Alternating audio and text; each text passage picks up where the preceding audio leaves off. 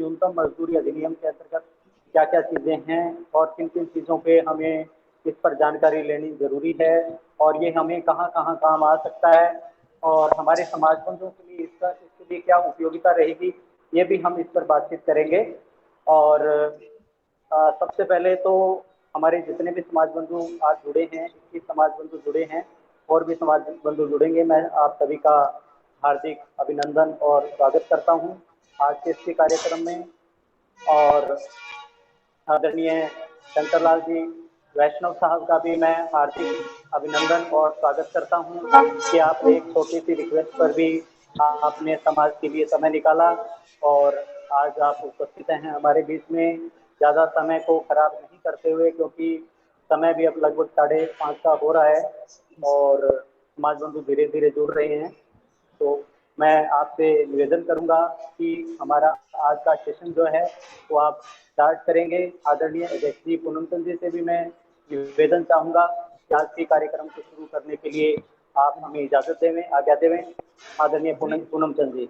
हाँ जी, शुरू कीजिए सर।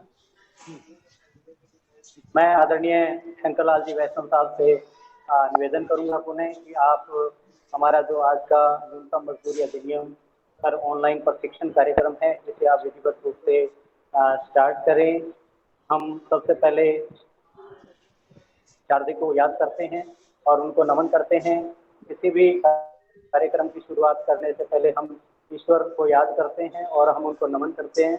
उनको नमन करते हुए आदरणीय वैष्णव साहब से मैं पुनः निवेदन करूंगा कि आज का कार्यक्रम आप शुरू करें। आदरणीय शंकर लाल जी वैष्णव साहब। वैसे सर, मेरा नाम शंकरलाल वैष्णव है। मैं अभी फिलहाल गुड़गांव में रहता हूँ। क्योंकि सर हम समाज बंधु सब वैष्णव प्राणी है, तो मेरे इस लेक्चर की शुरुआत में से ही शुरू करूंगा मैं। तो जैसे भगवान बाली और सुग्रीव का जब युद्ध हो रहा था, तो भगवान राम सुग्रीव को शिक्षा कि अपनी छीनी हुई संपत्ति, धन, शासन प्राप्त करना कोई अधर्म और अनिति नहीं है। तो इस तरह कोई भी कर्मचारी अपनी काम करता है, मजदूरी करता है, तो मजदूरी वो उसकी संपत्ति है एक तरह से।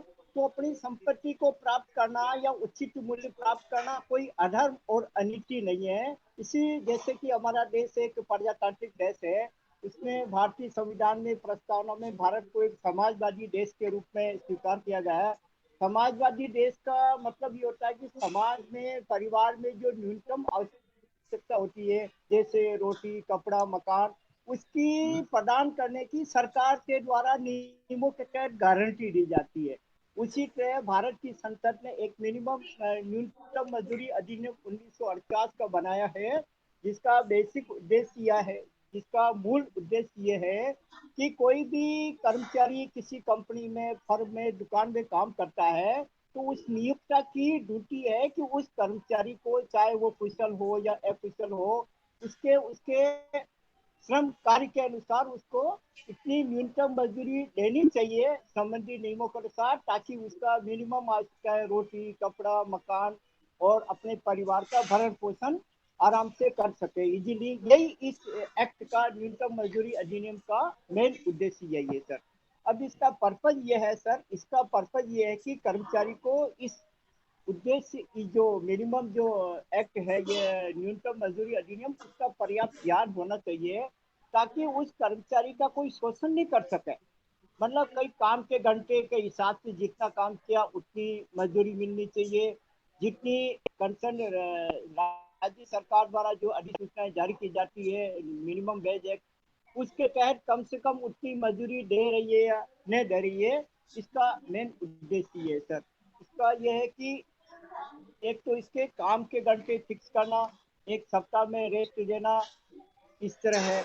और हर 5 साल के अंदर जो मजदूरी की दरें हैं उसको रिवीजन करना, ये गवर्नमेंट इसकी गारंटी देती है मिनिमम वेज एक्ट के तहत। इसका ये है कि it will help to reduce the chances of exploitation. ये शोषण के मतलब इससे ये फायदा होता है कि इससे शोषण कम होता है या नहीं के बराबर होता है इसके, ताकि वो अपने परिवार का आराम से भरण पोषण कर सके सर। अब इसका थोड़ा सा अब मैं डिटेल से बताता हूँ। मैं से ये एक मिनिमम न्यूनतम मजदूरी अधिनियम 1948 ये पूरे भारत पे लागू हुआ सर। ये 15 मार्च 1948 से, और इसका minimum rates of fixing of minimum rates of wage. The appropriate government shall in the manner hereafter provided fix the minimum rate. कम से कम रेट उस एम्प्लॉय को, कर्मचारी को मिलना चाहिए जिससे उसका शोषण नहीं हो, शोषण आराम से हो सके।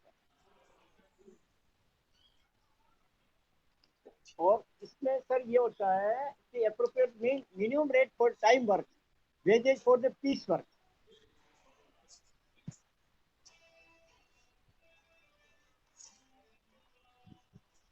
और किसी भी कर्मचारी को जब मिनिमम वेज मिलता है सर, तो उस नियोक्ता की ड्यूटी है कि उसका प्रॉपर वो अटेंडेंस रजिस्टर रिकॉर्ड रखे, मास्टर रोल का रिकॉर्ड रखे, उसको सैलरी स्लिप दे, और उसको टाइमली उसको 10 तारीख तक उसको पेमेंट मजदूरी का होना चाहिए, और पेमेंट होना चाहिए सर उसको मिनिमम वेज एक्ट के तहत।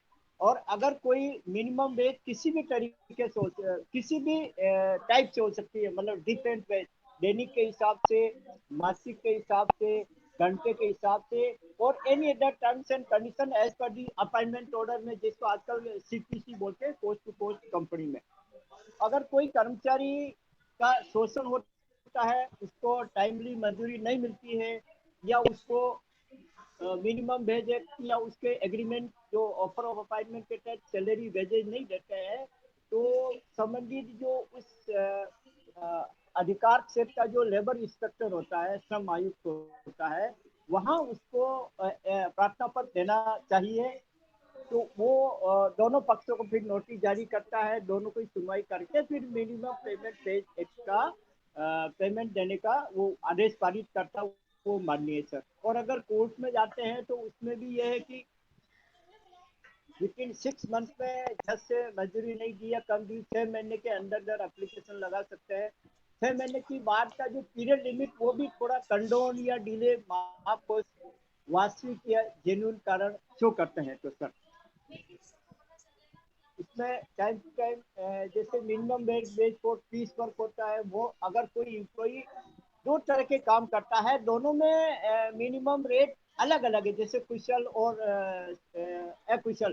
तो जिस पीरियड में कुशल का काम किया उस पीरियड की वो सैलरी मिलेगी, और अकुशल के पीरियड की वो मिलेगी, दोनों सैलरी मिलेगी डिफरेंट कैलकुलेशन में बेस पे। Minimum rate for piece work maintenance, और हर नियोक्ता की रिकॉर्ड है कि उसका रिकॉर्ड रखे, सैलरी का पे बिल रिकॉर्ड रखे, वेज रजिस्टर, सैलरी स्लिप दे। और जो इंस्पेक्टर वगैरह होते हैं सर, वो इंस्पेक्शन करते हैं। अगर किसी को कर्मचारी को वाइल्ड इन सर्विस में भी कोई हो, तो इंस्पेक्टर के सामने अपनी ग्रीवेंसेस रख सकते हैं, वो सुनेंगे सर क्लेम। और लेबर कमिश्नर भी आता है, वर्कमैन कंपनसेशन एक्ट में भी कोई डिस्प्यूट आता है तो लेबर कमिश्नर के वहाँ अपने ग्रीवेंसेज या अपनी परेशानी कोई भी कर्मचारी रख सकता है। और अगर किसी कोई कर्मचारी काम कर रहा है फैक्ट्री में, कंपनी में, उसकी डेथ हो जाती है या डिसअपियर हो जाता है, तो जो सैलरी अनपेड होती है उसको भी राइट है, उसको मिलती है। उस केस में सर क्या होता है कि वो कंसर्न नियोक्ता कंपनी, वो लेबर कमिश्नर एएलसी के वहाँ वो क्लेम जमा कराता है, जो उसका सैलरी एंड अलाउंसेस पेंडिंग हो, फिर लेबर कमिश्नर से वो कंसर्न फैमिली और उसके परिवार वाले वहां से उस चीज को क्लेम कर सकते हैं। और एक्चुअल में ये जो मिनिमम वेज एक्ट है, ये केंद्र सरकार का बनाया हुआ है, और इसको लागू करने की राज्य सरकार की ड्यूटी है। तो राज्य सरकार कुछ नियम शर्तें अपने भौगोलिक परिस्थितियों या स्थानीय परिस्थितियों को मद्देनजर रखते हुए उसमें संशोधन कर सकती है, उसमें कोई इतना आर्डियन पास नहीं है। बट बेसिक जो मेन एक्ट रूल है उससे डेविएशन नहीं होना चाहिए, उसके विपरीत नहीं एक्ट होना चाहिए।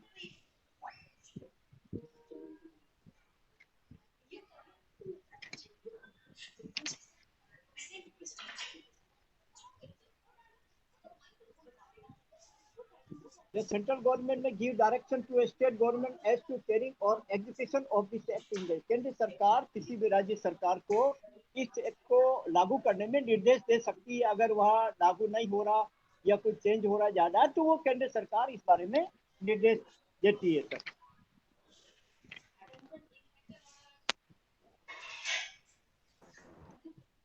और 6 मंथ का पीरियड है सर। और किसी को कुछ पूछना हो तो मैं एक्चुअल में सर मैं एक प्रैक्टिकली एग्जांपल बताता हूँ आपको।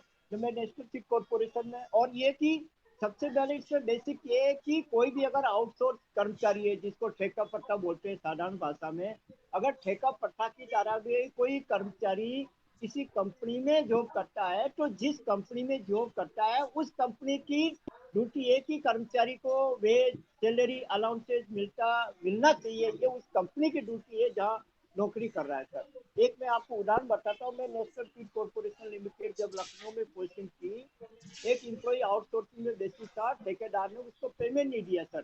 तो जब उसको पेमेंट नहीं दिया तो लेबर कॉन्ट्रैक्ट को उसने अप्रोच किया, लेबर कॉन्ट्रैक्ट का नोटिस आया, इमीडिएट नोटिस आते ही हमने उस कर्मचारी को वेजेस का पेमेंट किया। तो इसका मतलब कि प्रिंसिपल एम्प्लॉयर जहाँ कर्मचारी नौकरी करा है वहाँ उस कंपनी की ड्यूटी है सर, मतलब उसको भुगतान हो मिनिमम वेज एक्ट का। और इसके लिए अगर कोई नहीं देते तो संबंधित जो अधिकारी, जो जैसे GM HR हुआ, head of the chief executive officer हुआ, वो अधिकारी जिम्मेदार है इसके एग्जीक्यूशन के लिए, भुगतान करने के लिए। और गवर्नमेंट करके रिस्क के रूप में भी पेमेंट कर सकती है वेजेज का। अगर कोई आर्थिक परिस्थिति कोई कंपनी की खराब हो तो गवर्नमेंट नोटिफिकेशन करके जैसे कुछ पैसा नगद बैंक में जाएगा, कुछ पैसा जैसे प्रोडक्ट हो वो भी दे सकते हैं। ऐसा गवर्नमेंट इन ऐसी विशेष परिस्थिति में ऐसा आदेश पारित कर सकती है। और कुछ पूछना चाहे तो मोस्ट वेलकम। अब मैं बता देता हूँ सर। जी सर मेरा एक पूछना है, जी जैसे राज्य सरकार, केंद्र सरकार जी ये अपने ऑफिसेज में प्लेसमेंट एजेंसी के माध्यम से कार्मिक रखती है, जी जी जी और उन लोगों को मान लो एक मिनिमम मानदेय जो है भुगतान करती है। जी जो स्टेट गवर्नमेंट की तरफ से मिनिमम वेज हाँ होता है। स्टेट, बिल्कुल हाँ। और और ये स्टेट उन, वाइज भी अलग अलग होता है, हर डिस्ट्रिक्ट वाइज भी अलग अलग होता है। और जी साथ में बिल्कुल, 2 बार हाँ डीए जी, बढ़ता है, जिसको वेरिएबल हाँ डीए जी। कहते हैं। जी अगर जी वो मान लो स्टेट गवर्नमेंट में कार्यरत है, किसी हाँ हाँ प्लेसमेंट एजेंसी के माध्यम एजेंसी से, मतलब किसी भी लेट मान लो जी एजुकेशन डिपार्टमेंट में है या किसी अन्य डिपार्टमेंट में है, जी तो उन लोगों के लिए क्या प्रावधान रहेगा?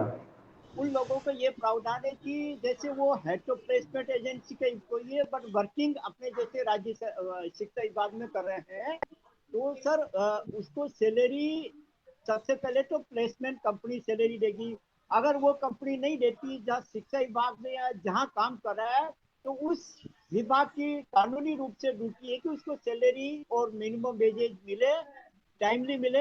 उसके लिए जहाँ कर्मचारी कर रहा है वो विभाग जिम्मेदार है उसके लिए। Principal employee responsible to ensure that all the statutory obligation are release to the employee working in that office. जी एक प्रश्न और है सर, जी कि पूछिए। जैसे मान लो वो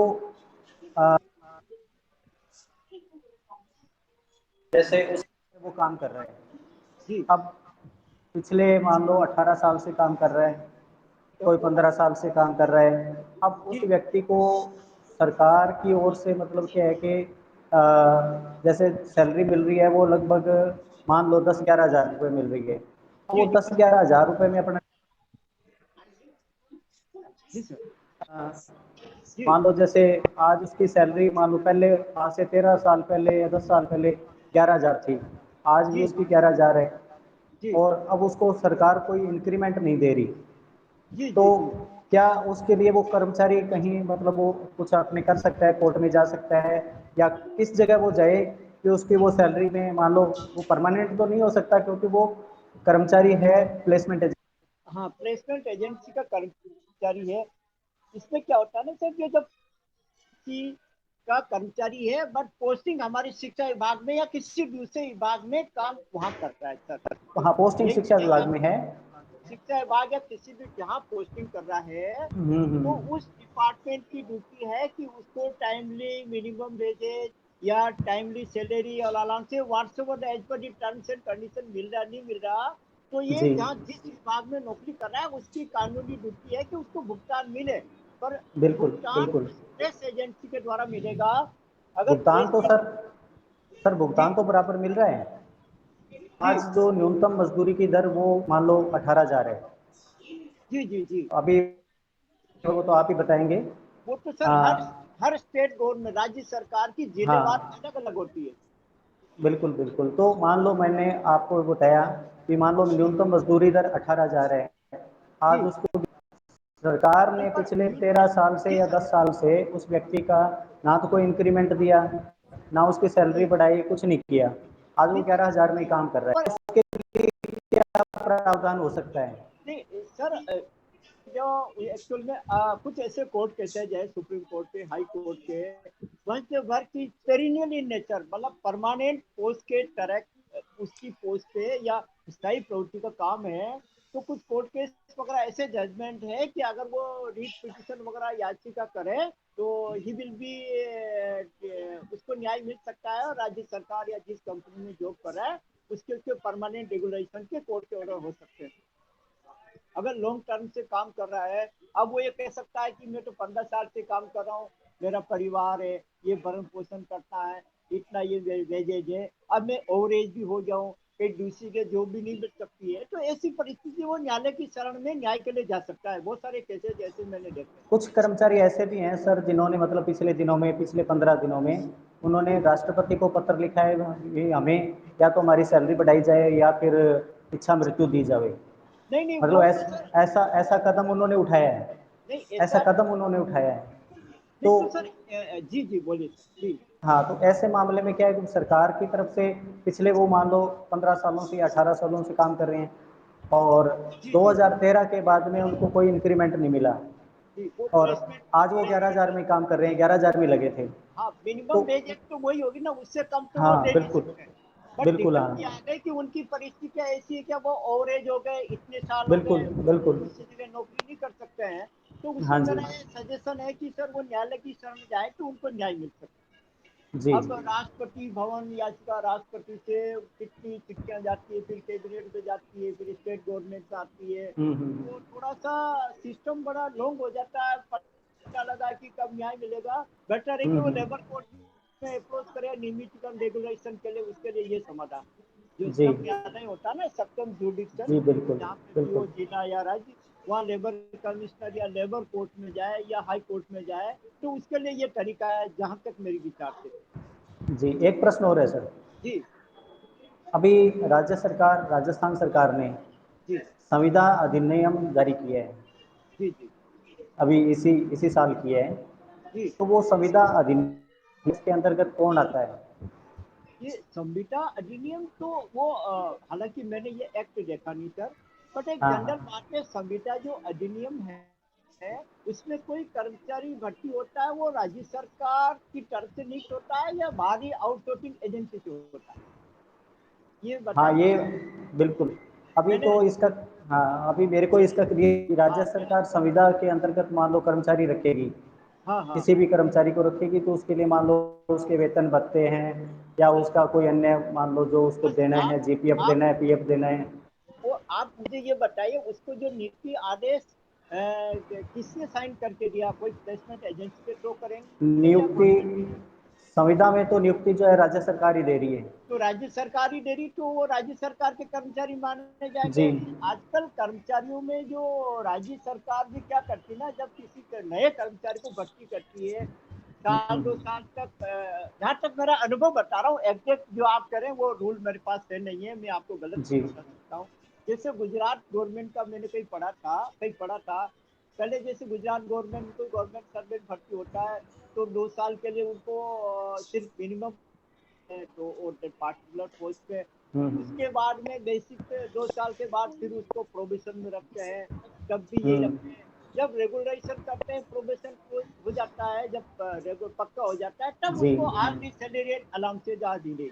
अब ये राज्य सरकार का क्या अध्यादेश है आपका, जो वो सर मैं देख के आपको बता सकता हूँ। बट इसमें कि राज्य सरकार ने अगर नीति आदेश जारी किया है और राज्य सरकार की कोई ऐसी पॉलिसी है, तो सर वो तो उसके अकॉर्डिंगली काम होगा, वो राज्य सरकार के कर्मचारी माने जाएंगे। जी। ये है। ओके। एक प्रश्न थोड़ा सा एक मेरे संशय और था। हाँ क्लियर वो ये पूछिए सर, वो क्लियर ये है पूछिए। कि वर्तमान में राजस्थान में जो न्यूनतम मजदूरी कितनी है? जी राजस्थान की बात करें तो जी जी। न्यूनतम मजदूरी दर कितनी है? बेसिकली सर मैं गुड़गांव में रहता हूँ, राजस्थान में आपके चित्तौड़गढ़ के रहने वाला हूँ मैं। अच्छा, जी जी वहीं जी। का रहने वाला हूँ मैं, मेरा मूल निवास स्थान उधर ही है।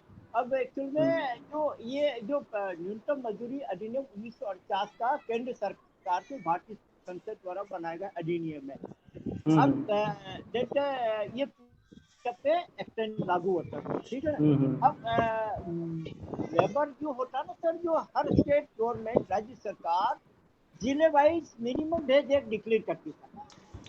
हर 5 साल में वेज रिवीजन होता है। तो हम्म, राज्य सरकार हर जिले वाइज, जिले का कलेक्टर साल में 2 बार महंगाई भत्ता बढ़ाता है मजदूरों का। तो ये जी न्यूनतम जो वेतन है हर राज्यवार और जिलेवार अलग अलग है। तो मैं राजस्थान सरकार का, आप मुझे मेरा मोबाइल नंबर व्हाट्सएप नंबर लिख लो, 9 लिख लीजिए, या मैं आपको बता दूंगा। मैं आपको स्टडी करके वो मैं बता दूंगा किस पार्टिकुलर जिले में चलती ऐप चलती, वो मैं आपको देख के स्टडी करके बता दूंगा। जी। ठीक है ना सर। अभी गुड़गांव आप मान लो हरियाणा में रह रहे हैं अभी, जी तो हरियाणा में न्यूनतम मजदूरी दर कितनी है? ये तो ये मैंने अभी देखा नहीं, मैं देख के बता अच्छा, अभी दूंगा। आपने इसके बारे में, बस चलो ये ठीक है। मैंने एक ही एक इमीडिएट को अपने स्वामी सर का फोन आया, आपको डिलीवर करना है सर। और वो एक्चुअल में साल में अक्टूबर से डीए बढ़ता है। हर स्टेट की डिस्ट्रिक्ट वाइज रेट अलग अलग होती है, तो मैं देख के आपको बता दूंगा सर। स्पेसिफिक कोई भी हो ऑल ओवर इंडिया का, मैं आपको स्टडी करके बता दूंगा, जी देख जी के बता दूंगा। ठीक है, धन्यवाद। जी शंकर जी अपने एक समाज बंधु महेश जी है, उनका जी क्वेश्चन है, जी। वर्तमान में न्यूनतम मजदूरी की राशि क्या है और न्यूनतम मजदूरी की राशि के अलावा क्या क्या देना अनिवार्य है? नहीं, न्यूनतम मजदूरी मैं कह रहा हूँ सर, न्यूनतम मजदूरी जो पूरे ऑल ओवर इंडिया से एक बना हुआ, हर राज्यवार में जिलेवार अलग अलग की दर फिक्स होती है।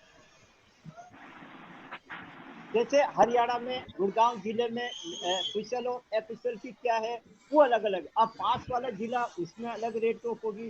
वो मैं आपको मैंने स्पेसिफिक कहाँ का चाहिए मुझे कहना, मैं आपको पूरा डिटेल पता करके आपको इन्फॉर्म कर दूंगा सर, पूरी जानकारी लेके आपको बता दूंगा। न्यूनतम मजदूरी की राशि के अलावा क्या क्या देना अनिवार्य है? न्यूनतम मजदूरी के अलावा तो मजदूरी और महंगाई भत्ता सर, जो महंगाई भत्ता साल में 2 बार बढ़ता है। न्यूनतम मजदूरी तो हर राज्यवार जिलेवार अलग अलग होगी। और महंगाई भत्ता भी साल में 2 बार बढ़ता है, 1 अप्रैल से और 1 अक्टूबर से सर। वो जिला कलेक्टर इसके आदेश जारी करते हैं सर, राज्य संबंधित जिले के सर। महंगाई भत्ते के साल में 2 बार, और न्यूनतम वेज वो हर स्टेज वाइज डिस्ट्रिक्ट वाइज अलग अलग होती है। शंकर जी कोई भी एक राज्य की न्यूनतम मजदूरी के बारे में बता दो, जैसे आपने हरियाणा है, हरियाणा में बता दो ये न्यूनतम मजदूरी किस किस हिसाब से है? न्यूनतम मजदूरी दो होती है, कुशल, अकुशल और सेमी अर्ध कुशल। तो सर आपका डिटेल भेजना, मैं आपको देख के बता दूंगा सर। पूरा एक्ट हरियाणा का लेबर एक्ट में, फिर डिस्ट्रिक्ट वाइज वो देख के मैं आपको बता दूंगा सर। इसमें पीएफ और बोनस भी देना जरूरी होता है क्या? जी सर। पीएफ और बोनस देना भी जरूरी होता है क्या? बोनस तो सर, बोनस एक्ट क्लियर है, बोनस भी देना पड़ेगा। अगर उसने 8 महीने नौकरी किया है तो बोनस भी देना पड़ेगा नियोक्ता को। और ईपीएफ तो कटेगा ही कटेगा सर, कर्मचारी भविष्य निधि 12% और बेसिक और डीए का सर।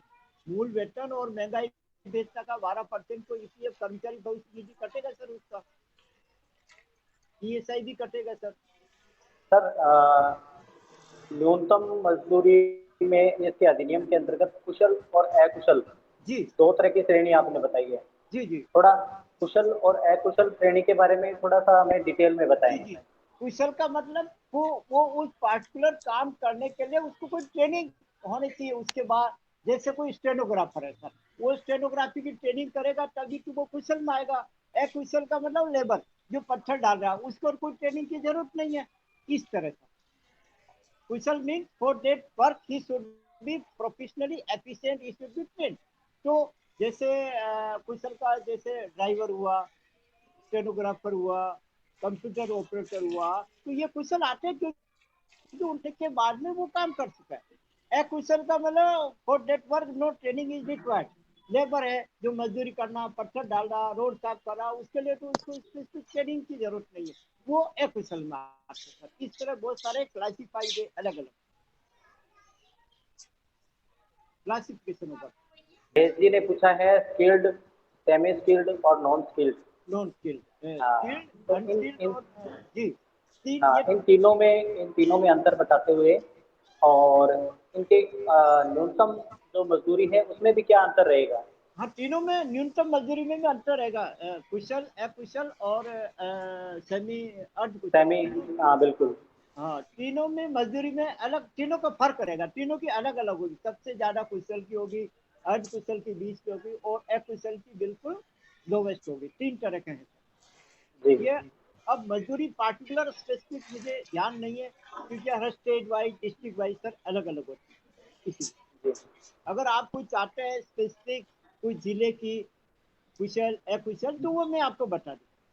थोड़ा सा टाइम दीजिए, मैं आपको स्टडी करके बता दूंगा, कंसल्ट से पता कर जी। ये। इसके अलावा अगर मान लो किसी समाज बंधु का प्रश्न होगा तो जी वो मान लो आप बाद में भी अपने जी जी ऐप पर जो है वो आपसे प्रश्न पूछ हाँ, सकते हैं। मैं पूरा हाँ रिप्लाई कर दूंगा सर, मेरा पक्का जी वादा। मैं बिल्कुल। पूरा, अगर कोई सेवा शर्तों के बारे में कोई जानकारी जानना चाहे, लेबर के बारे में हुआ, ईपीएफ, ईएसआई, आरटीआई, तो मैं डेफिनेटली सर बता दूंगा। मैं जो मेरा जी ज्ञान है मैं जरूर सर शेयर करूंगा, मतलब बताऊंगा सर। मेरा एक प्रश्न और है आपसे, जी वो ये है कि जैसे 1948 में ये न्यूनतम मजदूरी अधिनियम बना, जी जी तो जी क्या अब इसमें बाद में कोई संशोधन भी किया गया है? Time to time amendment. Amendment हर राज्य सरकार ने अपनी सुविधा अनुसार किया सर। राज्य सरकार जी ने, जी सर, 1 मिनट सर, हर स्टेट गवर्नमेंट ने अमेंडमेंट किया है सर। इसमें जैसे 1 मिनट सर, जी इसमें केरला गवर्नमेंट ने स्टेट अमेंडमेंट, केरला गवर्नमेंट ने किया है sir. Amendment act section 3 section ravage act 1948 Kerala government ने किया। और इसमें फिर उसके बाद में आसाम सरकार ने किया सर। आसाम के बाद में उत्तर प्रदेश सरकार ने किया है। और उत्तर प्रदेश के बाद में सर केरला गवर्नमेंट ने किया, कर्नाटका गवर्नमेंट ने किया, राजस्थान ने भी किया है सर। राजस्थान ने किया, मैं थोड़ा आपको पढ़ के सुना देता हूँ। जी जी amendment of section 20 central act 11 और 1948 in the minimum wage act 1948 central act 11 और 1948 in its application to the state of Rajasthan in section 20 in subsection 1 after the expression labor commissioner has expressed or a विकास, जैसे central के act में लिखा है labour commissioner लिखा है जो minimum wage जी act हाँ 19, इसमें राजस्थान सरकार ने विकास अधिकारी अपॉइंट किया instead of labour commissioner. State government ने थोड़ा इसमें अमेंडमेंट कर दिया, राजस्थान सरकार फॉरन एकदम, क्योंकि वहाँ राजस्थान सरकार में विकास अधिकारी नियुक्त करते हैं लेबर कमिश्नर की बजाय विकास अधिकारी। जी। जी एक प्रश्न और है मेरा जी कि क्या हर जिले में इसका कोई ऑफिस बना होता है? लेबर कमिश्नर का तो हर मेरे ख्याल से हर जिले में ऑफिस होता है सर। श्रम विभाग जी का सर, श्रम जी विभाग का हर जिले में होता है। राजस्थान में भी है, जो अपना जिला रोजगार अधिकार कार्यालय होता है वो इस श्रम में उसी का डिपार्टमेंट होता है जी। जी। जिला हर जिले रोजगार अधिकारी। जिला रोजगार अधिकारी, वहां से और आपको ज्यादा डिटेल मिल जाएगी कि श्रम विभाग का ऑफिस या चार्ज किसको है, कहाँ क्या, वहां से आपको जानकारी मिल जाएगी। अगर हमारी कोई समस्या है इस संबंध में, किसी जी कर्मचारी की समस्या है तो वो वहां पर लिखित में दे सकता है? हाँ, लिखित में जैसे लेबर कमिश्नर को हम शिकायत कर सकते हैं। राजस्थान में लेबर कमिश्नर की बजाय विकास अधिकारी अपॉइंट कर रखा है, तो हर जिले में विकास अधिकारी जरूर होगा। और कोई भी जी फर्म कंपनी होगी ना, जैसे कोई कंपनी है, फैक्ट्री है, तो वहाँ नोटिस बोर्ड होगा, विकास अधिकारी का नाम पता, लेबर ऑफिसर या ग्रेविंसेज ऑफिसर, वहाँ नोटिस बोर्ड होगा सर जरूर। एक मैंडेटरी है एज पर कंपनी एक्ट में, वहाँ नाम और पता लिखा होगा विकास अधिकारी या लेबर कमिश्नर। वहाँ कोई भी श्रमिक या कार्मिक अपनी शिकायत दर्ज करा सकता है इस सेवा शर्तों के बारे एक मनीष जी का प्रश्न है, में। जी प्राइवेट कंपनियों में पीएफ का अमाउंट एम्प्लॉयर और एम्प्लॉई दोनों का पेमेंट बराबर जमा होता है जी। या ये दोनों अमाउंट चेंज हो सकते हैं? नहीं सर, दोनों अमाउंट नहीं है सर। जो बेसिक को डीए का 12% कटता है ना सर, जी 12% ईपीएफ में कटता है बेसिक और डीए का सर। ठीक है सर। जी इसमें क्या होता है, ठीक है sir, ji from employ side. अब एम्प्लॉय साइड में 1,000 रुपये जैसे ईपीएफ का कटा, इसमें 8.33% ईपीएस एम्प्लॉय पेंशन स्कीम 1995 में जाएगा, balance amount employee share of contribution में जाएगा, फिर वो दोनों ही बार जमा होगा ईपीएफ ऑफिस में। जी इसमें जैसे मेरा सर 10,000 रुपये माना कि मेरा ईपीएफ कटा फ्रॉम दी एम्प्लॉय साइड, फिर उसके बाद में फ्रॉम दी एम्प्लॉय साइड अभी ईपीएफ की जो वेज लिमिट है पेंशन है वो 15,000 रुपये। ठीक है सर, जी 15,000। तो जैसे मेरा 10,000 रुपये मेरा ईपीएफ कटा, ठीक है sir, from employ side. Employ side 10,000 minus 1250 होके वो एम्प्लॉय साइड ऑफ कंट्रीब्यूशन जमा होगा, और 1250 रुपये एम्प्लॉय पेंशन फंड में जमा होगा, और दोनों जी कंट्रीब्यूशन एम्प्लॉय को जमा कराना पड़ेगा। मैंडेटरी है सर, और ऐसा कोई तो ये वायलेशन क्या नहीं है। क्या ये जी एनपीएस के अंतर्गत आता है या अलग से इसका कोई नहीं, अकाउंट मेंटेन होता है? एनपीएस और ईपीएफ दोनों दोनों में अंतर है? दोनों बोथ में are different organization, there different? Is no okay. Relation no nexus, दोनों अलग अलग है सर। जी जी NPS is for the central government employees who has been appointed on or after 1 January 2014, for or yes yes 2004, 1 four. जनवरी 2004 के बाद जो भी कर्मचारी भर्ती हुए हैं, मैं सेंट्रल गवर्नमेंट की बात कर रहा हूँ, स्टेट गवर्नमेंट का मुझे इतना आइडिया नहीं, इसलिए आपको नहीं डिटेल यही में यही है यही है। 2004 के बाद में हम्म तो they will compulsory be govern by the new pension scheme, but hmm government as a citizen of India you can open the account of the NPS also. As Bharat के नागरिक की हैसियत से आप नेशनल पेंशन स्कीम का अपना personally account भी खुलवा सकते हैं। और ईपीएफ तो सर उन्हीं का है जो फैक्ट्री में कई काम करते हैं या टैक्स के गाउन होते हैं, उन्हीं का ईपीएफ कटता है। ईपीएफ कोई वॉलंटरी कोई आम कर्मचारी कटवाना चाहे तो वो ऐसा नहीं होता, वो एक्ट में नहीं है। ये फर्क है दोनों। पूछे जो भी पूछे मुझे भी खुशी बिल्कुल होगी। भूपेंद्र जी, मनीष जी का क्वेश्चन आया, वो बता दिया क्या? बता दिया, बिल्कुल बता दिया। ठीक है बता जी। दिया। मेरा समाज बंधुओं से भी निवेदन रहेगा कि यदि आपका कोई प्रश्न है तो आप सीट रिक्वेस्ट भी भेज सकते हैं, और सीट रिक्वेस्ट के द्वारा भी आप अपना प्रश्न खुद पूछ सकते हैं। और 2 सीट अभी फ्री हैं, आप सीट रिक्वेस्ट भेजें अगर आपका कोई प्रश्न है तो। आदरणीय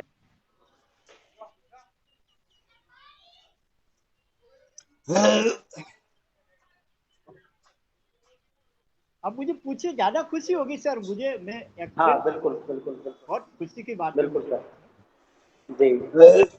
तो किसी समाज बंधु का कोई प्रश्न है तो आप या जरूर अगर पूछें, सीट अगर रिक्वेस्ट कोई भी आप भेज सकते हैं।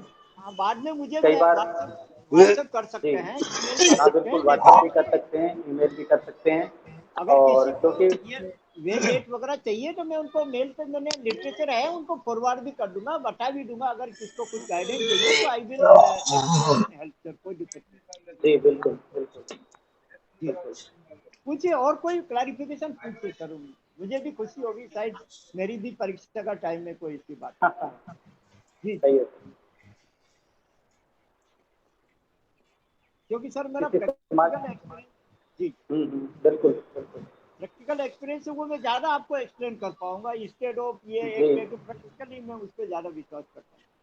तो मेरा भी एक थोड़ा सा दिमाग में आ रहा है कि जी जैसे न्यूनतम मजदूरी अधिनियम बना हुआ है, जी तो क्या गवर्नमेंट भी इसके लिए बाध्य है कि वो मान लो किसी भी व्यक्ति को जी न्यूनतम मजदूरी, अगर वो मान लो कोई बेरोजगार है, काम नहीं कर रहा है, तो उसको कोई न्यूनतम मजदूरी सरकार उसको दे? ये सर मिनिमम वेजेट एक्ट में तो कोई काम कर रहा है उसके मेंटाने के उसी के बारे लिए में। उसी के हाँ, लिए ये उसके जो मिनिमम वेज एक्ट 1948 है, ये तो कोई हाँ जी। मजदूर काम करता है उसको पेमेंट भुगतान के बारे में है। अब ओके। राज्य सरकार, अब हरियाणा गवर्नमेंट में कई पेपर में कई आया कि जो अनमेरिड है उनको सरकार पैसा देगी, या बेरोजगार, वो हम्म। स्टेट गवर्नमेंट की पॉलिसी है, डिफरेंट टू डिफरेंट हाँ उसमें आई जैसे है। मान लो बेरोजगारी भत्ता जो सरकार देती है उसका हाँ अलग, वो मैटर अलग है। वो भत्ता है सर, पेमेंट नहीं है, भुगतान नहीं वो है, पेमेंट वो नहीं है। पेमेंट नहीं है, जी वेज करके कोई पेमेंट नहीं दे रहा, इसलिए तो स्टेट गवर्नमेंट की पॉलिसी है, वो उसमें आई हैव नो कमेंट, इसमें ज्यादा मैं आपको गलत नहीं बता सकता। जी। तो इसके अंतर्गत चाहे वो खान में काम कर रहा है, दुकान में काम कर रहा है, या किसी उद्योग धंधे में काम कर रहा है, कहीं भी काम कर रहा है, तो व्यक्ति सारे इसके अंतर्गत आते हैं। जी जी, मजदूर उसी में आएगा, वर्कमैन इसी डेफिनेशन में आएगा सर। 8 घंटे की उसको काम कर लेंगे, एक्स्ट्रा रुकेंगे 8 घंटे बाद तो उसको ओवर टाइम का पेमेंट, और उसको घंटे में एक बार उसको रेस्ट देंगे छुट्टी विद छुट्टी का प्रावधान होगा। छुट्टी का प्रावधान का होगा। अपने जैसे 2 अगस्त, 15 अगस्त, 26 जनवरी और 2 अक्टूबर, 3 तो नेशनल हॉलीडे कंपलसरी देंगे ही देंगे, प्लस जो स्टेट जो लोकल इम्पोर्टेंस के जो फेस्टिवल छुट्टी डिक्लेयर होती है वो भी देते हैं सर, इस तरह। जी क्योंकि इंडिया का बड़ा, भारत उत्तर दक्षिण पूर्व पश्चिम जो कल्चर सिस्टम है ना, वो डिफरेंट स्टेट वाइज अलग अलग हो जाता है, तो लोकल बिल्कुल। इम्पोर्टेंट जो फेस्टिवल वगैरह होता है वो डिक्लेयर होता है, तो डेफिनेटली वो भी इंटैक्ट छुट्टी मिलेगी उनको भी सर, विथ वेजेस। जी सर। ये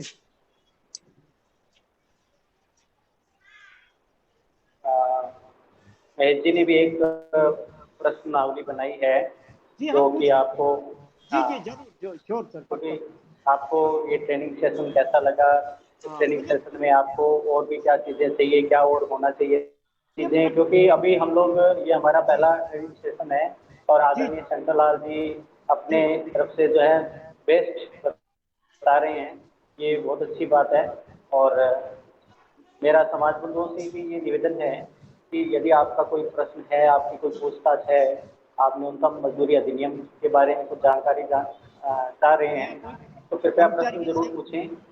हाँ, जी आप यदि आप कर्मचारी किसी कर्मचारी यूनियन से जुड़े हुए हैं, या फिर आप किसी संगठन से जुड़े हुए हैं, या अन्य किसी, मान लो किसी इस तरह के किसी कोई कर्मचारी सोसाइटी है की उससे जुड़े, बिल्कुल बिल्कुल, किसी तो आप अपना कर्मचारी की प्रश्न। सेवा सर्टिफिकेट मैं एक्सप्लेन कर सकता हूँ, मुझे प्रैक्टिकली एक्सप्लेन। बिल्कुल, आप एक बताइए पहले। जी एक क्वेश्चन हो रहा है महेश जी का, जी क्या मान्य छुट्टियों का पैसा कटता है? जी सर, छुट्टियों का पैसा कटता है क्या जी? छुट्टियों का पैसा तो नहीं कटेगा सर, उसको छुट्टियां तो मिलेगी जिसको पीएल बोलते हैं, पेड लीव सर। अगर जितनी पेड लीव जैसे 15 मिलती है, 15 दिन के बाद में भी छुट्टी लेता है तो फिर पैसा कटेगा। अगर जो जैसे 15 दिन की लेबर को पेड लीव मिलती है सर, 6 महीने में एक बार, अगर वो पेड लीव प्रॉपर तरीके से स्वीकृत करा के छुट्टी लेता है तो उसका पैसा नहीं कटेगा। और अगर अनऑथोराइज एब्सेंस रहता, बिना परमिशन के छुट्टी जाता है, या पेड लीव खत्म होने के बाद में छुट्टी लेता है तो फिर उसका पैसा कटेगा। शंकर जी, इसमें न्यूनतम मजदूरी में छुट्टियों छुट्टियों का क्या प्रावधान है जी इसमें? न्यूनतम मजदूरी अधिनियम में छुट्टियों का तो सर पेड लीव बोलते हैं ना, पीएल, पेड लीव कर्मचारी को मिलती है 15 सर साल में। हेलो ठीक है जी, बोलो हाँ जी जी, आप। आवाज आ रही है आपकी। सर, 15 दिन की पेड लीव हर श्रमिक को मिलती है, कर्मचारी को मिलती है जो इस वेज एक्ट से डाउन होते हैं। 15 दिन की जो छुट्टियां, जो पेड लीव पीएल जिसको बोलते हैं, अगर वो उसी तरीके से सैंक्शन करा के छुट्टी लेता है तो उसका पैसा नहीं कटेगा उस छुट्टी पीरियड का। अगर 15 दिन के बाद में ज्यादा छुट्टी लेता है, या उसके खाते में छुट्टी नहीं है, या बिना परमिशन स्वीकृति कराए छुट्टी पे जाएगा तो पैसा कटेगा। ये सप, साप्ताहिक छुट्टी भी होती है क्या इसमें जी? हाँ, सप्ताह वीकली रेस्ट बोलते हैं ना इसको, 7 दिन में से एक दिन उसको रेस्ट मिलेगा विथ वेजेज, मतलब उसका पैसा नहीं कटेगा सर, मजदूरी का पैसा नहीं कटेगा। सर थोड़ा सा मेरा प्रश्न है, थोड़ा सा जी, बाल मजदूरी के बारे में भी उसके क्या क्या प्रावधान है, वो थोड़ा सा ये भी बताएं। बाल बाल मजदूरी, श्रम। हाँ, हाँ। ये है कि किसी को भी 18 साल से कम मजदूर को एम्प्लॉयमेंट में करवाना कानूनी रूप से गलत है। वो जुर्म है। थोड़ा, वो अलग एक्ट है, मैं वो भी पढ़ के आपको बता दूंगा, वो इसमें मैंने कवर नहीं किया। केवल इसमें है कि 18 साल से कम में किसी को काम में या रखना कानूनी रूप से गलत है। कभी भी स्टेट गवर्नमेंट का जैसे लेबर इंस्पेक्टर वगैरह इंस्पेक्शन में आते हैं, रिकॉर्ड देखो जन्म दिनांक क्या है, तो वो उसमें एम्प्लॉयर जिस संस्था ने या जिस मैनेजमेंट ने रखा उनके ऊपर एक्शन हो सकता है सर, वायलेशन और लेबर एक्ट वायलेशन, इसके खिलाफ एक्शन हो सकता है। तो बेटर ये कि 18 साल से कम किसी को मत रखो। हाँ, कुछ एक्ट है, हजार्डियस एक्ट, जैसे कोई जोखिम भरा काम नहीं है, जैसे माइन मजदूर है, तो एक्सप्लोरेशन होता है ना सर, वो एक्सप्लोरेशन विस्फोटक वगैरह, वहां से 16 साल से बाद में रख सकते हैं। वहां ऐसे काम के अलावा छोड़ के दूसरे कामों में रख सकते हैं 16 से 18 साल। एक प्रश्न और है, जी मनीष जी ने पूछा है, जी प्राइवेट कंपनी के एचआर डिपार्टमेंट ईयर एंड पे जी, पेड लीव को लैप्स कर सकती है क्या? लैप्स तो नहीं हो सकती सर, पेड लीव तो लेबर एक्ट में है, आपको देनी पड़ेगी सर, वो तो जी देनी पड़ेगी। वो मिनिमम जो वायलेशन लेबर एक्ट है वो तो हो नहीं सकता। तो तभी है ना कि पेड लीव अगर आप प्रॉपर सेंक्शन करवा के जा रहे हैं तो सर आपको वेजेज मिलेगा, उस छुट्टी पीरियड का भुगतान होगा। अगर नहीं अच्छा, होता, अगर जी इसी पे मेरा एक प्रश्न, जैसे आज हम मान लो किसी राजकीय उपक्रम में, राजकीय संस्थान में, है ना, हम लोग जो जॉब कर रहे हैं, जी सरकारी कर्मचारी हैं, जी जी, उनको जैसे मान लो क्या पीएल मिलती पीएल है ना? उनको अनलीव बोलते हैं, अनलीव, हाँ अर्जित अवकाश। हाँ हाँ, अर्जित अवकाश, उपार्जित जी, अवकाश। ये सर तो केंद्र सरकार में 30 मिलती है। हाँ एक जी, जनवरी को 15 क्रेडिट होती है, 1 जुलाई को 15 क्रेडिट होती है। जी साल में 20 मेडिकल लीव मिलती है और 30 दिन की ईएल मिलती है, अर्जित जी, अवकाश। बिल्कुल। जी तो जी, क्या अब इसमें न्यूनतम मजदूरी अधिनियम में ऐसा कोई प्रावधान है? नहीं, न्यूनतम मजदूरी अधिनियम तो अलग है। गवर्नमेंट में तो सर न्यूनतम से भी ज्यादा पेमेंट होता है ना सर, जी में तो जी जी, न्यूनतम से भी ज्यादा पेमेंट होता, तो मिनिमम वेज एक्ट उससे कम मिनिमम वेज वो लागू, हाँ बिल्कुल लागू है ही नहीं, बल्कि उससे ज्यादा बिल्कुल। दे रहे। वो तो सर, वो तो गवर्नमेंट में तो सर कोई भी छुट्टी देगा, सैंक्शन करेगा, कोई गलत काम कर ही नहीं सकता, क्योंकि जो जी जी, मैनेजमेंट में जो ऑफिसर्स है, responsible officer, they are also government servant है, they are also abide by the conduct rule. वो गलत कर ही नहीं सकते सर, बिल्कुल। वो गलत कर ही नहीं सकते। तो इसलिए राज्य सरकार के उपक्रम में या किसी गवर्नमेंट डिपार्टमेंट में तो किसी एम्प्लॉय का शोषण नहीं हो सकता सर। हाँ, उसमें जी यह कि अगर किसी कर्मचारी ने मिसकंडक्ट या कुछ अपने जो कंडक्ट रूल वायलेशन किया, उनके लिए तो वो विजिलेंस प्रोसीजर की तरफ से पूरा प्रॉपर प्रोसीजर है। उस जी प्रोसीजर के बाद में जैसे जांच अधिकारी अपॉइंट करना, प्रेजेंटिंग ऑफिसर करना, पूरे इंक्वायरी होने के बाद में, जांच होने के बाद में सक्षम अनुशासनिक अधिकारी उसको पनिशमेंट पेनल्टी इम्पोज कर सकता है, वो अलग चीज है। But in the normal course ऐसा नहीं होता था, इसमें महेश जी का प्रोसीजर। प्रश्न है, जी महेश जी का प्रश्न है कि कैजुअल लीव, हाँ हाँ, आकस्मिक क्या छुट्टी, ये इस तरह की कोई लीव है इसमें? Casual leave minimum wage act में, जी, हाँ 8 कैजुअल लीव का प्रोविजन है सर इसमें भी, जो मिनिमम वेज एक्ट, इसमें 8 नहीं कैजुअल है। लीव। जी 8 सर, कैजुअल लीव, हाँ जी जी जी, आकस्मिक अवकाश जिसको अपन हिंदी में आकस्मिक कहेंगे, अवकाश, जी सर। आकस्मिक अवकाश। वो इससे हाँ, होता है कि जैसे हम घर से बाहर निकले, मेहमान आ गए, तो हम ड्यूटी जी नहीं जा सकते हैं, कैसे हम्म, कैजुअलिटी आकस्मिक ये एक एक्ट की एडवांस में सेंक्शन भी नहीं करा सकते हैं। कैजुअलिटी कुछ भी हो सकता है, कि उस जी परिस्थितियों में कैजुअल ले सकते हैं बिल्कुल। जी। तो 8 मिलती है मनीष सर। जी, बिल्कुल मनीष जी आ चुके हैं ठीक पे। जी मनीष जी, आपका प्रश्न है तो आप माइक ऑन करें। हाँ, जरूर पूछिए सर। मनीष जी, सर नमस्कार। जी सर, जी सर मेरा एक सवाल ये था, जैसा कि मैंने पूछा था प्राइवेट कंपनी वाला, कि पीएल लीव जो है वो ईयर वाइज अपने को 15 जो मिलती हैं पेड लीव जो होती हैं, जी, ये एचआर डिपार्टमेंट क्या लैप्स कर सकता है कि अगर एम्प्लॉय उन छुट्टियों का यूज नहीं करें तो? हाँ, ये सर साल में 15 मिलती है शायद, जहाँ तक मेरा ज्ञान है। तो इसकी लिमिट 150 होती है सर, ठीक है सर। तो जैसे एक साल में 15 15 करके 150 लिमिट है। 150 से अगर ज्यादा क्रेडिट हो जाती है, वो फिर राउंडेड ऑफ टू 150 हो जाती है, लेफ्ट नहीं होती। 150 से ज्यादा खाते में नहीं रख सकते। जैसे 1 जनवरी को 15 क्रेडिट हुई, पहले आपके पास 150 है, तो 31 दिसंबर तक आपको 15 अवेल करनी पड़ेगी, नहीं तो वो लेफ्ट हो जाएगी। नहीं तो 31 दिसंबर की पोजीशन में 150 ही रह जाएगी, वो लेफ्ट हो जाएगी, लिमिटेशन क्रॉस हो गई ना सर। तो ये ये मतलब एचआर का प्रावधान है क्या, वो लैप्स कर सकती हैं इसमें? नहीं, एचआर का प्रावधान, गवर्नमेंट का रूल है सर। आपको जो पीएल की लिमिट 150 है, 150 से ज्यादा पीएल खाते में छुट्टी नहीं रह सकती है। तो जैसे 1 जनवरी को आपने 15 पीएल क्रेडिट किया और वो 15 छुट्टी आपने 31 दिसंबर तक अवेल नहीं लिया, तो 31 दिसंबर को राउंडेड अप टू 150, वो 150 हो जाएगा, 15 लेफ्ट हो जाएगी क्योंकि आपने लिया नहीं, कंज्यूम नहीं किया।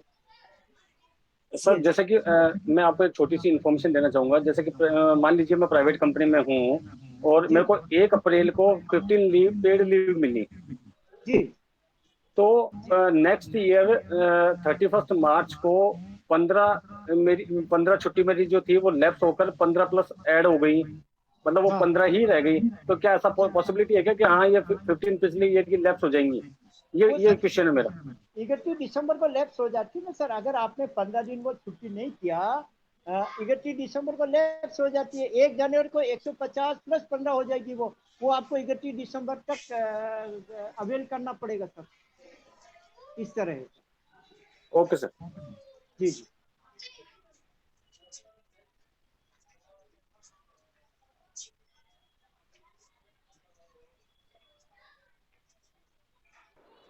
किसी और समाज बंधु का यदि कोई प्रश्न हो तो आप पूछ सकते हैं।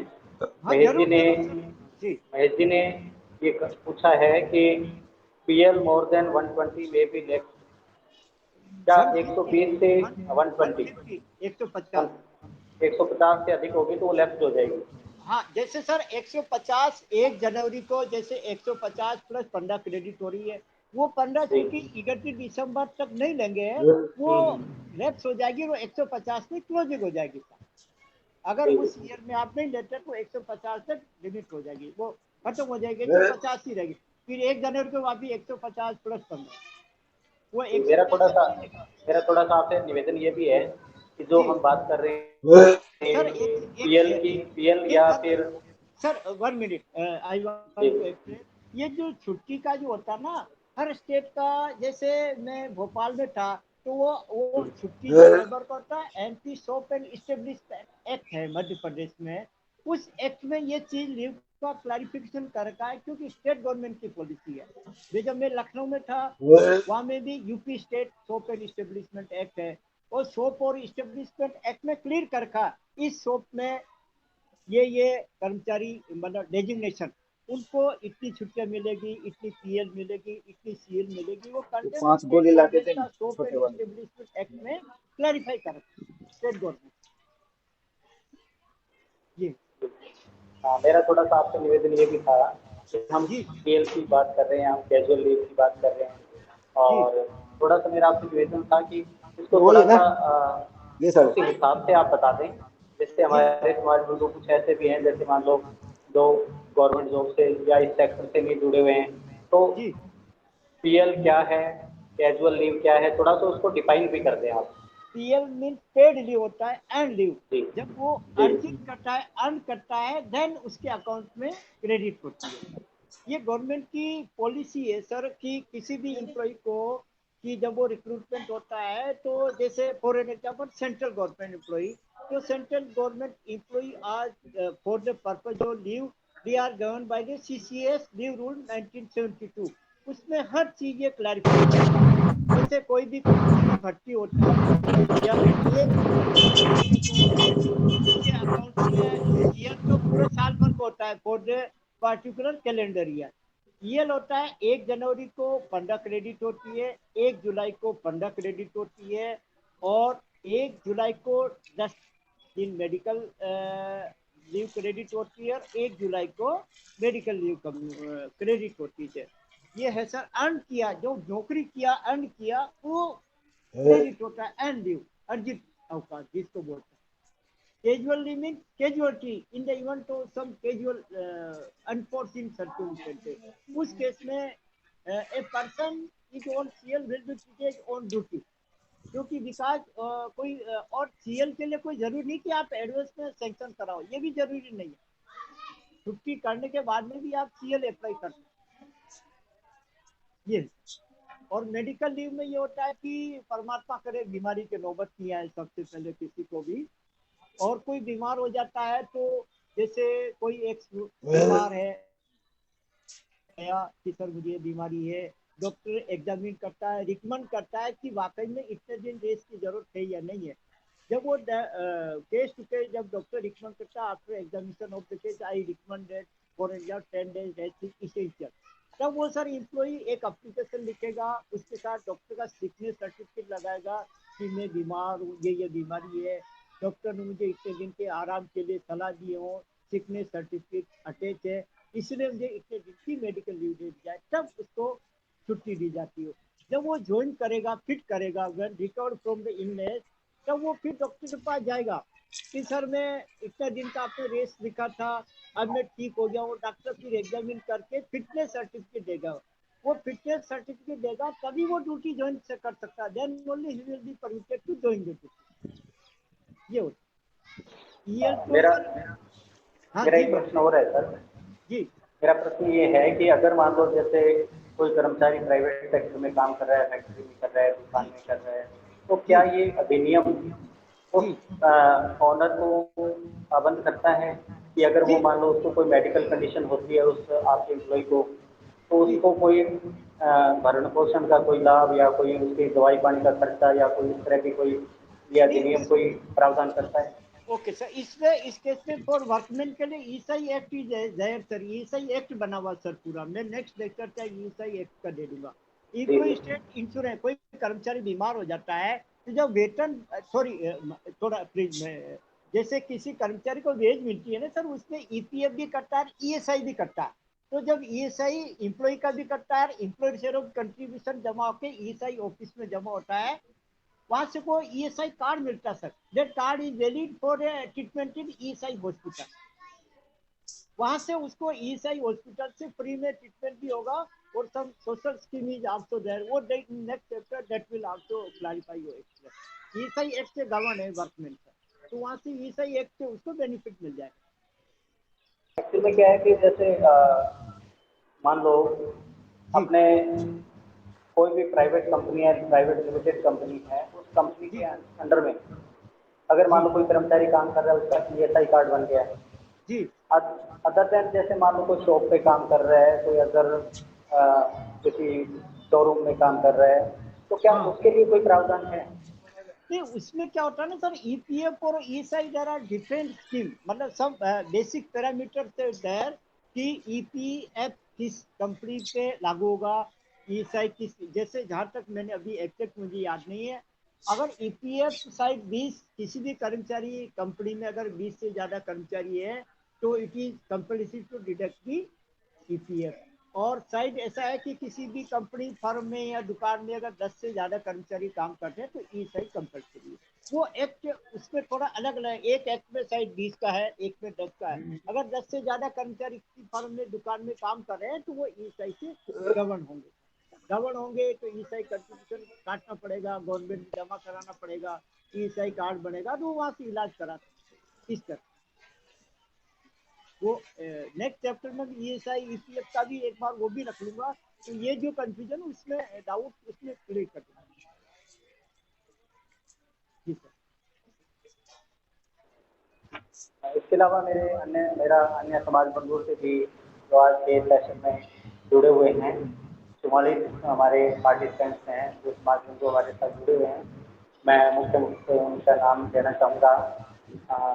चंदा स्वामी जी, मनीष सुरजनगढ़ से महेश जी, बनवारी लाल जी, ओम प्रकाश जी, चंद्रदास जी, सुरजीत कुमार जी, दीपक प्रकाश वैष्णव जी, पूनम चंद जी, मदन लाल जी स्वामी, सैनी स्वामी जी, कृष्ण स्वामी जी, सुरेश जी स्वामी, और जय गुरुदेव अजय स्वामी जी, नीतू वैष्णव जी, चंद्रभान स्वामी जी, सोमवीर स्वामी जी, सुदीप जोड़िया स्वामी जी, स्वामी राहुल जी, और प्रकाश नारायण स्वामी जी, भूपेश कुमार जी स्वामी जी, अनूप जी, और सतीश कुमार जी, मुकेश मलिक जी, राहुल स्वामी जी, नौरंगी देवी जी, सीता जी, और हेमराज वैष्णव जी, विनोद स्वामी जी, और R Swami ji, Manish Swami ji advocate, Pintu Swami ji, Sanjeev Swami ji, Shankar Vaishnav ji, Manish Kumar ji, Mahavir Swami ji, Rajendra Kumar Swami ji, D Swami ji, और संतोष दास बैरागी जी, स्वामी कुकराज जी, रोहतास कुमार जी, संगीता रंकावत जी, और एमडी रामानुजन जी हमारे साथ जुड़े हुए हैं। और मेरा आप सभी से विनम्र निवेदन है कि यदि आपकी कोई भी पूछताछ है तो आप कृपया लीड रिक्वेस्ट भेज सकते हैं। हमारे साथ हमारे आज के वक्ता और बीज निगम से हमारे अधिकारी शंकर जी वैष्णव साहब हमारे साथ जुड़े हुए हैं। आपकी हर क्वेरी का जो है वो जवाब देंगे। आपकी कोई भी पूछताछ है तो क्या आप रिक्वेस्ट भी भेज सकते हैं, आप अपना प्रश्न लिख भी सकते हैं। तो हमने आपका भी, और यदि आपकी बाद में भी अगर कोई पूछताछ रहती है इस संबंध में तो आप आदरणीय वैष्णव साहब से अपने ऐप पर भी प्रश्न पूछ सकते हैं। वहाँ पे आप अपनी इंक्वायरी छोड़ दें, साहब आपका जवाब, बिल्कुल आप कॉल भी कर सकते हैं। मोबाइल नंबर भी बिल्कुल मोबाइल नंबर भी जो है आप देंगे तो आप वहाँ पर भी बात कर सकते हैं। हमारे साथ सौरभ बैरागी से जुड़े हैं। सौरभ जी, आपका प्रश्न है तो आप पूछिए सर। जी जी जरूर। सौरभ जी।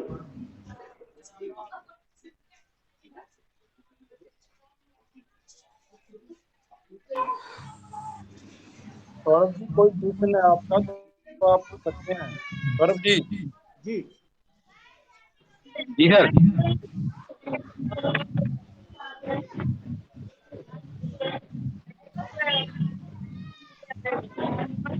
सौरभ जी, प्रश्न पूछिए आप। हाँ जी, बोलिए सर। जी, क्या पूछना चाह रहे हैं, कुछ बताइए सर।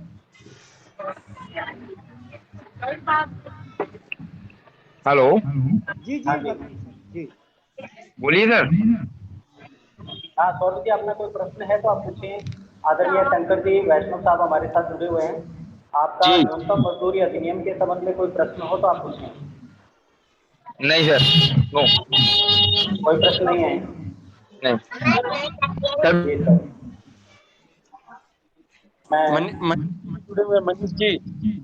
हाँ जी। मनीष जी। मनीष जी भी जुड़े हुए हैं, साथ में जुड़े हैं। हाँ, मनीष मनीष जी जी को भी पूछते जुड़े हैं हैं। आपका कोई के बारे प्रश्न हो तो आप पूछें। में। मैं आज हमारे इस कार्यक्रम में, जो कि हमारा ऑनलाइन कार्यक्रम ऐप के माध्यम से रखा गया है, और हमारे जो समाज बंधु हमारे साथ में, हमारे जो बहन भाई और माताएं बहनें हमारे साथ में जुड़े हैं, मैं आप सभी का तहे दिल से शुक्रिया अदा करता हूँ कि आपने इतने व्यस्त समय में से आज का ये समय जो है निकाला है। इसके लिए हम आपके हार्दिक आभारी हैं। और सबसे ज़्यादा हम आभारी हैं हमारे आज के एक्सपर्ट श्रीमान आदरणीय शंकर जी वैष्णव साहब के, कि आपने इतनी अच्छी जानकारी हमें इस ऐप के माध्यम से, इस वर्चुअल कार्यक्रम के माध्यम से आपने हमें उपलब्ध करवाई है। और हम ऐसी उम्मीद करते हैं कि इस तरह के जो हमारे मुद्दे हैं उन पर आप लगातार आप हमारे साथ जुड़े रहेंगे, और आप समाज के हमारे जो समाज बंधु हैं उनको अच्छे से अच्छी जानकारी जो इस तरह की है वो हमें उपलब्ध करवाते रहेंगे। आप हमारे साथ में आज जुड़े हैं, इसके लिए हम आपका तहे दिल से आभार व्यक्त करते हैं। अखिल वैश्विक स्वामी वैष्णव बैरागी महासभा फाउंडेशन के समस्त पदाधिकारियों की ओर से, हमारे बोर्ड ऑफ मेंबर्स की ओर, डायरेक्टर की ओर से, और हमारे जितने भी सदस्यगण हमारे साथ में आज जुड़े हैं या हमारे इस सभा से जुड़े हुए हैं, उनकी ओर से मैं आपका हार्दिक आभार व्यक्त करता हूँ। और मैं आदरणीय श्री पूनम चंद जी हमारे अध्यक्ष जी हमारे साथ में जुड़े हुए हैं, बनवारी लाल जी भी हमारे साथ में जुड़े हुए हैं। मैं बनवारी लाल जी से भी निवेदन करना चाहूँगा कि आप 2 मिनट अपनी बात रखना चाहें तो सीट रिक्वेस्ट भेजें सर, आदरणीय बनवारी लाल जी। फिर इसके बाद में फिर मैं आदरणीय अध्यक्ष जी से निवेदन करूंगा कि आज के सेशन को समाप्त करने के लिए और विराम देने के लिए आप अपना धन्यवाद प्रस्ताव रखेंगे, आदरणीय बनवारी लाल जी। तो पंडित जी, जी मनीष जी का मैसेज आया है। हाँ जी, बिल्कुल। मनीष जी ने बहुत अच्छा लिखा है, ऐसी ज्ञानवर्धक ट्रेनिंग हमेशा होनी चाहिए। बिल्कुल होगी सर। एक सेशन मैं खुद लेके आ रहा हूँ, उसकी थीम अभी मैं तैयार कर रहा हूँ, और वो शो मैं खुद होस्ट करूँगा। आदरणीय बनवारीलाल जी हमारे साथ जुड़ चुके हैं। मैं निवेदन करूँगा कि सर आप अपनी बात रखें, आदरणीय बनवारीलाल जी। मैं सभी सदस्यों का आभार व्यक्त करते हुए श्री शंकरलाल जी को बहुत बहुत धन्यवाद देता हूँ। इन्होंने बहुत अच्छी बात समाज के उपयोग के लिए रखी है, जिसको हम सेवात्मक लेते हैं। और धन्यवाद।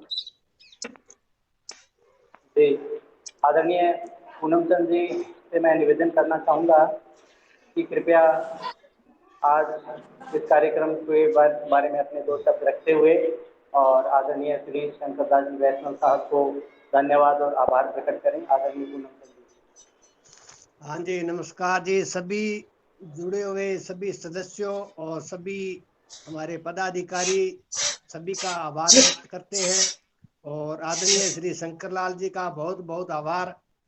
आपने इतनी ज्ञानवर्धक बातें हमें बताई और हम आपसे मुझे यही बहुत आशा खुशी करते हुई हैं समाज कि बंधुओं से मिला आप हूँ, परिचय हुआ। दोबारा भी इस पे मतलब जुड़ के हमें और भी ज्ञानवर्धक बातें बतावें। सर मैं एक निवेदन है करना कि चाह रहा समाज था। के हाँ 1 मिनट, अगर अध्यक्ष महोदय अनुमति दे, अगले जी रविवार बिल्कुल। कर्मचारी भविष्य निधि अधिनियम पर मैं अपना लेक्चर रखना चाहता हूँ। ईपीएफ, उसमें फायदा है कि बचत भी होती है, बीमा भी होता है, पेंशन भी होता है, एम्प्लॉय प्रोविडेंट फंड एक्ट, उस पर मैं अपना लेक्चर रखना चाहता हूँ। जी तो बिल्कुल। परमिशन दीजिए next Sunday date and time पे। जी जी जी बिल्कुल। बहुत बहुत जी धन्यवाद सर बिल्कुल। आपका। आपने अपना हाँ कीमती वक्त निकाल के और इतनी ज्ञानवर्धक बातें बताई जी जी जी। और सभी पदाधिकारी ट्रस्टीगण और बोर्ड मेंबर का भी बहुत बहुत धन्यवाद। आप जुड़े और मीटिंग को सफल किया, इसके लिए सभी का बहुत बहुत धन्यवाद और आभार। शंकर जी मेरा आपका बहुत बहुत आभार, बिल्कुल बहुत बहुत मेरा धन्यवाद जुड़ने वाले आपका। समाज आपने बहुत ज्ञानवर्धक बातें बताई हम आज हमारे को। हम आपका बहुत शंकरलाल जी बहुत का आभार। आभार व्यक्त करते हुए पुनः उनसे निवेदन करते हैं, आगामी संडे को आपको कार्यकाल आपकी मीटिंग जरूर ली जाएगी हाँ और जी हम जी जी आपसे आशा करते हैं जी जी। ऐसा ही फिर आप हमें मार्गदर्शन देंगे। हाँ ईपीएफ जी एक्ट जी पे भूपेंद्र जी, जी जी सर।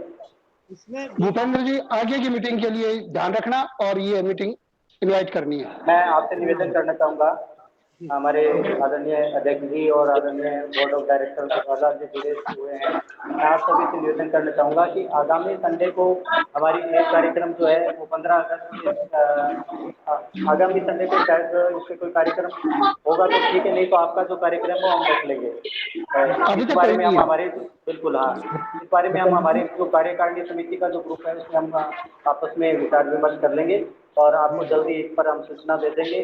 और ये कार्यक्रम बहुत अच्छा रहा और सभी के लिए ज्ञानवर्धक रहा और सभी के लिए उपयोगी भी रहेगा, ऐसी मेरी आशा है।